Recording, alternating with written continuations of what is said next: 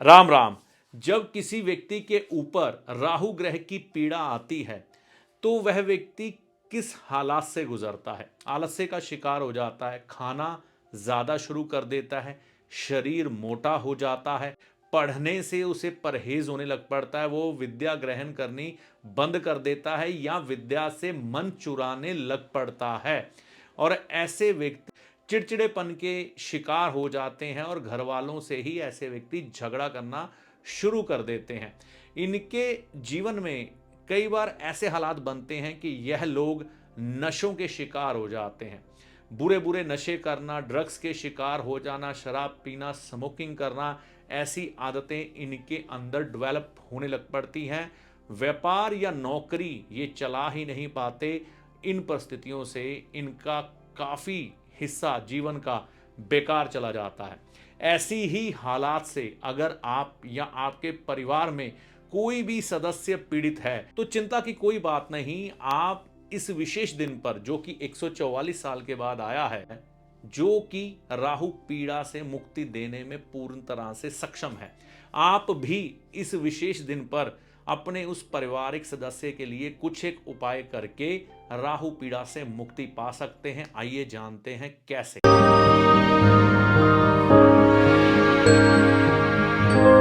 नमस्कार, मेरा नाम है पंडित अरविंद तिवारी। अगर इस चैनल पर आप नए आए हैं या बहुत समय से चैनल के साथ हैं, अभी तक चैनल को सब्सक्राइब नहीं किया, तो कृपया ये वीडियो देखने के बाद चैनल को सब्सक्राइब करके जाइएगा। तो सबसे पहले ये समझें कि हमें राहु ग्रह को प्रसन्न करने के लिए करना क्या चाहिए। मैं आपकी और अपनी बात कर रहा हूं। मान लीजिए आपको मुझसे काम है और मेरी और आपकी इतनी बनती नहीं है, हम दोनों परस्पर एक दूसरे से विरोधाभास रखते हैं, लेकिन आपको मुझसे काम पड़ गया तो आप सोचेंगे अब ये मेरा काम नहीं होगा, बहुत ही मुश्किल है। तो आप एक तो निराशा के शिकार हो जाएंगे। तो काम निकलवाने के लिए क्या किया जाए समझ नहीं आएगा कि सामने वाला व्यक्ति मालूम है, यानी कि मैं आपका वो काम नहीं करूंगा। तो बीच में से कोई एक व्यक्ति जो थोड़ी समझ बूझ रखता होगा, वह आपको सलाह देगा कि ये जो सामने वाला व्यक्ति है ना, ये उसकी बहुत रिस्पेक्ट करता है, उसकी कोई भी बात नहीं टालता, उसको अपने गुरु समान मानता है। अगर हम उस व्यक्ति के पास जाकर इसके बारे में बात करें या अपनी वह समस्या का हल करवाने का सीधा उसको बोलें और वह व्यक्ति इनको बोले, तो शायद मैं वह काम करने से इनकार नहीं करूंगा। ऐसा ही किया जाता है। जिसका सम्मान मैं करता हूं उस व्यक्ति से बात की जाती है और वह मेरे को आपका वह काम बताते हैं। क्योंकि मैं उनकी रिस्पेक्ट करता हूं, थोड़ी सी आवाज़ उठाता हूं, लेकिन फिर क्योंकि मैं उनका सम्मान करता हूं, उनको गुरु समान समझता हूं, चुप कर जाता हूं और आपका वह काम कर देता हूं। बस यहीं पर गहरा राज छुपा हुआ है। देखिए, राहु देव की जो देवी है ना, लाल किताब के मतानुसार वो है माता सरस्वती। और माता सरस्वती के पूजन का दिन होता है वसंत पंचमी, जो कि 2 फरवरी 2025 को भारतवर्ष में बड़ी धूमधाम से मनाई जाएगी। तो यह देसी तिथि कौन सी होती है? माघ शुक्ल पक्ष पंचमी तिथि। इस दिन माता सरस्वती, माता लक्ष्मी, भगवान विष्णु जी और कामदेव की आराधना की जाती है विशेष तौर पर। और देखिए, अब सरस्वती माता की बात करते हैं। सरस्वती माता ज्ञान की देवी है, विद्या की देवी है। आपने स्कूल कॉलेजेस में देखा होगा कि माता सरस्वती की आराधना की जाती है जब भी हमें विद्या ग्रहण करनी हो। इसी तरह से जो माता सरस्वती है वह हमें सात्विक बुद्धि प्रदान करती है, ज्ञान प्रदान करती है, ताकि हम अपने जीवन पर अपने कर्मों का निर्वाह करते हुए, सद्मार्ग पर चलते हुए अपनी इस जीवन यात्रा को पूरा करें। उसके लिए ज्ञान की पथ पथ पर ज़रूरत होती है, वह हमें मिलता रहे। और माँ सरस्वती कला की भी देवी है। तो जीवन में अगर रस ना हो, कला ना हो, तो व्यक्ति का जीवन तो भी वीरान हो जाता है। तो हमें यह समझना है कि माँ सरस्वती हमें ज्ञान भी देती हैं, माँ सरस्वती हमें मनोरंजन भी देती है, और माँ सरस्वती की कृपा से ही राहु ग्रह भी शांत होते हैं। किस तरह से? ज्ञान के द्वारा। तो अब हमें ये समझना है कि हमने क्या करना है। देखिए, राहु ग्रह अगर आपकी पत्रिका में दुष्परिणाम दे रहा है तो सबसे पहली बात हम ये भूल चुके हैं कि माता सरस्वती की वंदना आजकल कौन करता है, कौन याद करता है माता सरस्वती को? कोई भी नहीं कर रहा। स्कूल में भी शायद बहुत कम जगह ऐसी होगी, क्योंकि स्कूल भी प्राइवेट हो चुके हैं, वहाँ पर शायद ही सरस्वती वंदना करवाई जाती हो। कुछ एक स्कूल है, कुछ एक हम ऐसे इंग्लिश स्कूलों की तरफ लग गए हैं जहाँ पर हमारे इन रीति रिवाजों को इतना महत्व नहीं दिया जाता। खैर, ये बात की बात है। अब सरस्वती माता को प्रसन्न करते ही आपके राहु ग्रह प्रसन्न हो जाएंगे, क्योंकि मैंने वो जो कहानी सुनाई ना, अगर आपको मुझसे काम है तो मेरे गुरु से मिलना पड़ेगा, मेरा गुरु मुझे काम कहेगा तो मैं आपके लिए वो काम कर दूंगा। अगर आप डायरेक्ट मेरे पास आएंगे तो मैं नहीं करूंगा। तो बात यही समझनी है। अगर आपके राहु ग्रह आपके किसी पारिवारिक सदस्य पर बुरा प्रभाव दे रहे हैं, ठीक है ना, तो माता सरस्वती की वंदना का दिन है बसंत पंचमी। सुबह नहा धोकर माता सरस्वती की पहले तो वंदना करें। उसके लिए नज़दीकी मंदिर जहां पर माता सरस्वती की प्रतिमा विराजमान है वहां जाइए। अगर आपके घर के पास माता सरस्वती का मंदिर नहीं है तो मन भी तो मंदिर है, मन अंदर यानी कि मंदिर। तो मन में उतर जाना, माता सरस्वती का ध्यान करना, उनकी एक छवि आपके हृदय में उभरेगी, उन्हीं का ध्यान करते हुए सरस्वती वंदना करना। सरस्वती वंदना करना, माँ को पीले पुष्प उस वंदना को करते हुए आप एक थाल में भेंट करते जाना। पीला प्रसाद बूंदी का या पीला लड्डू माता को अर्पण करना माता की आराधना करने के लिए सबसे बढ़िया चीज़ है। एक छोटी कन्या देखना जिसकी आयु 9 साल से कम होगी, उसे आप पीले रंग की चुनरी उपहार के स्वरूप में देना, माता सरस्वती का स्वरूप मानते हुए, और कुछ एक दक्षिणा उसे अर्पण करना। उसको कोई सात्विक चीज़ जैसे कि फल हो, मिठाई हो पीले रंग की, अर्पण करके उसे के पांव हाथ लगाकर आशीर्वाद लेना। ये उन लोगों के लिए है जिनके घर के पास माता सरस्वती जी का मंदिर नहीं है। अगर किसी व्यक्ति के घर के पास माता सरस्वती जी का मंदिर है तो वह उस मंदिर में जाएं, माता रानी को पीले पुष्पों की माला भेंट करें, अर्पण करें। पीला प्रसाद बूंदी का या फिर बूंदी के लड्डू या पीले बेसन की बर्फी माता को भेंट करें, अर्पण करें।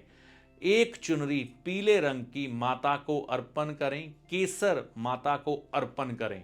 ये सब चीजें अर्पण करने के बाद अपना शीश, जो कि राहु का माना जाता है, देखिए ये हमारा जो सर है ये राहु है, ये हमारी पूरी बॉडी को, हमारी ज्ञान इंद्रियां, हमारी कर्म इंद्रियां सबको चलाता है, ठीक है ना। तो सारा फसाद यहाँ पर है, इतना हिस्से को ही राहु माना जाता है।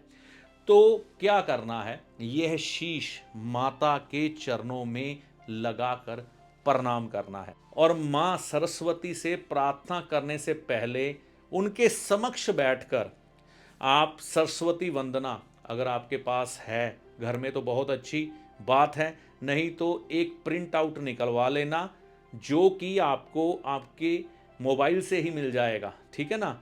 तो सरस्वती वंदना करने के बाद फिर से माता के चरणों में माथा टेकना और ये प्रार्थना करना कि हे माँ सरस्वती ज्ञान की देवी, क्योंकि ज्ञान से ही हम अपने जीवन को, ये अज्ञान के अंधकार को दूर कर पाएंगे, और कोई रास्ता नहीं है।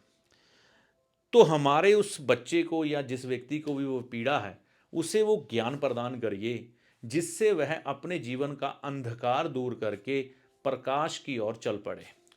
बुरी आदतों का जो वो शिकार हुआ है वह उसके जीवन से हट जाए और वह शख्स उन्नति के पथ पर चलना शुरू कर दे। अब शुरुआत होगी राहु ग्रह के उपाय की। कन्या के पांव छूने के बाद उसका हाथ अपने सर पर रखवाना और मन में ये प्रार्थना करना कि हे माँ सरस्वती, मैं आपके स्वरूप को ही इस कन्या में देख रहा हूँ, कृपया मेरे राहु ग्रह को अच्छा करें। अगर सामने वाला व्यक्ति ऐसा कर ले तो बहुत अच्छा, नहीं तो उसके लिए ये मन में प्रार्थना आप कर सकते हैं। अब देखिए, इसके बाद आप क्या कर सकते हैं, ये जो गरीब लोग होते हैं, जो रिक्शा पुलर हैं, मजदूरी करने वाले लोग हैं, या वैसे ही मजदूरी भी नहीं करते वैसे भी गरीब है, या हमारे सफाई सेवक भाई बहन हैं, ये कूड़ा बिकने वाले हमारे भाई बहन हैं, इनको आप उस दिन विशेष तौर पर मोतीचूर के लड्डू, बूंदी के लड्डू खिलाएं, क्योंकि ये राहु देव के ही कारक हैं। देखिए ना, राहु देव आपके जीवन से गंदगी हटा देते हैं, इतनी कृपा करते हैं। तो कई बार जो कार्य हम करने में लज्जा महसूस करते हैं, राहु देव के यही कारक हमारे सफाई सेवक भाई बहन उसे बड़े हर्ष के साथ करते हैं, लेकिन हम इनको इनका बनता हुआ मान सम्मान भी नहीं देते।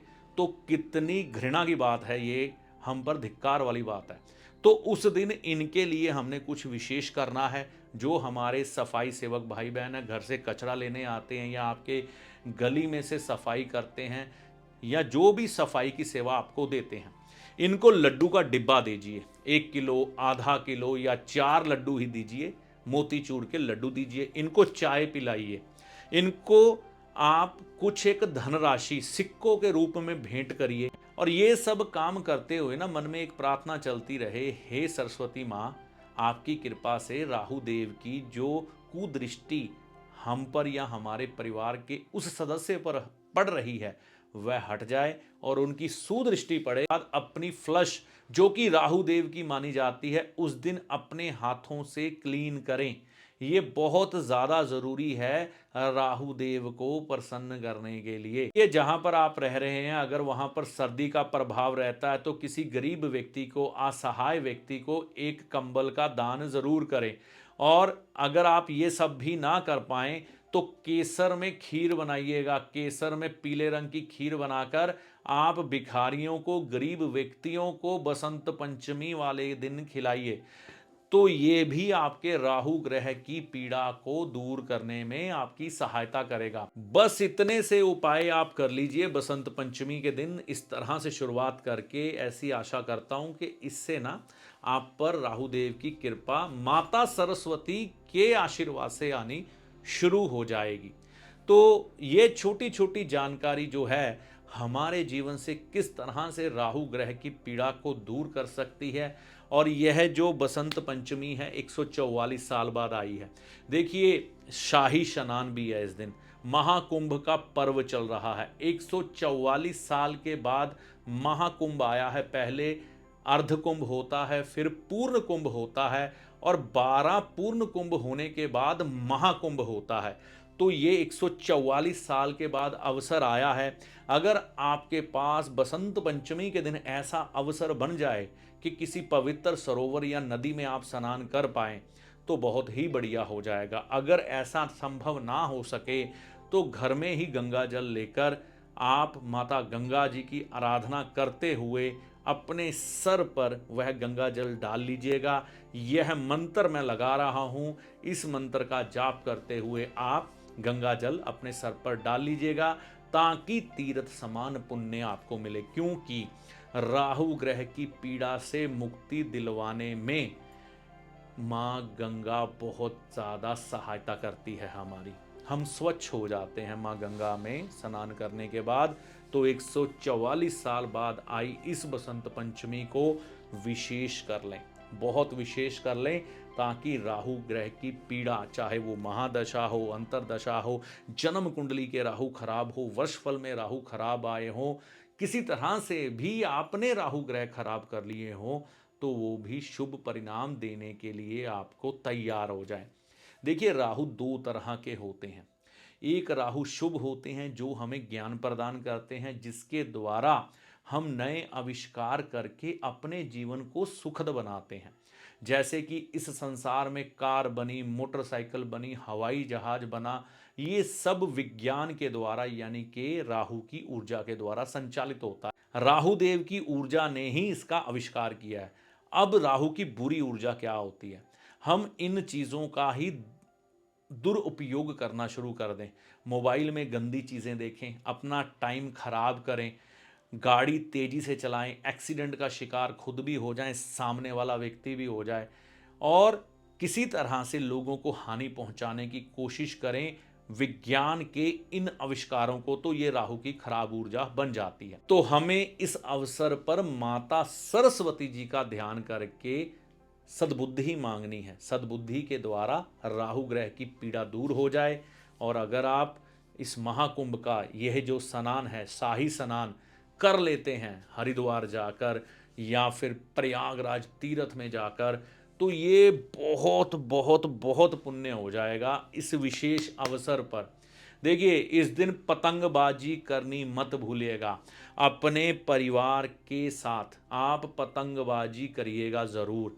आप पतंग ज़रूर उड़ाएं। और देखिए, माता सरस्वती का तो ध्यान कर लिया, अब माँ लक्ष्मी लक्ष्मी की कोई चीज़ खरीद के अपने घर में ज़रूर लाएं। जैसे कि आप थोड़ी चांदी या चावल ही खरीद के इस दिन अपने घर में ले आएंगे तो भी राहु की एक शुभ ऊर्जा आप पर अपना आशीर्वाद बरसाएगी। भगवान विष्णु जी का आशीर्वाद लेना, इस दिन किसी को भोजन करवा देना। किसी गरीब व्यक्ति को, मैंने आपको बता ही दिया है वैसे, खीर चाय लड्डू, तो वह आप विष्णु स्वरूप हो जाते हैं जब किसी को भोजन कराते हैं। घर आए अतिथि को पूरा मान सम्मान दें और उसकी सेवा अच्छे से करें, क्योंकि अतिथि भगवान का स्वरूप होता है। तो इस दिन ये बात याद रखिएगा। वसंत पंचमी के दिन अगर ये छोटे छोटे उपाय कर लेते हैं, 144 साल बाद आई ये बसंत पंचमी, आपको राहु ग्रह की पीड़ा, जो कि है कर्जा, जो कि है बीमारी, जो कि है आपके जीवन की रुकावटें, इनको दूर करने में सक्षम है। माँ गंगा, माँ यमुना, माँ सरस्वती, इन तीनों नदियों के संगम को त्रिवेणी प्रयागराज कहा जाता है। तो माँ सरस्वती भी राहु पीड़ा से मुक्ति दिलाते हैं। लेकिन यह जो सरस्वती नदी है ना, ये हमें दिखाई नहीं देती, सिर्फ उत्तराखंड में कुछ क्षणों के लिए दिखाई देती हैं, फिर आलोप हो जाती हैं, प्रयागराज में फिर से प्रकट होती हैं, जहाँ पर हम इस समय स्नान करेंगे विशेष तौर पर, ये जो महाकुंभ चल रहा है। तो अवसर जाने ना दें, अगर स्नान कर सकें तो ज़रूर करें, नहीं तो ये छोटे छोटे दान करें। यह जानकारी आपको कैसी लगी कमेंट कर कर अपनी राय ज़रूर दीजिएगा और आगे भी इस जानकारी को शेयर करिएगा। इस वीडियो पर आप पहली बार आए हैं या बहुत समय से चैनल के साथ हैं, अभी तक चैनल को सब्सक्राइब नहीं किया, तो कृपया चैनल को सब्सक्राइब करके जाइएगा। इस वीडियो में दी गई जानकारी का लाभ आपको माता रानी की कृपा से होगा। जय माता दी।